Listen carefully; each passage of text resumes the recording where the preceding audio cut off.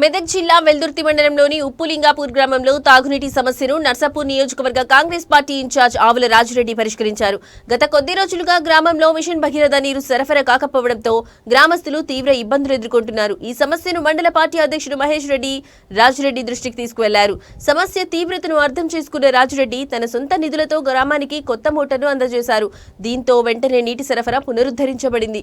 కేవలం 24 గంటల్లోనే తమ సమస్యను పరిష్కరించినందుకు గ్రామస్తులు రాజిరెడ్డికి కృతజ్ఞతలు తెలిపారు.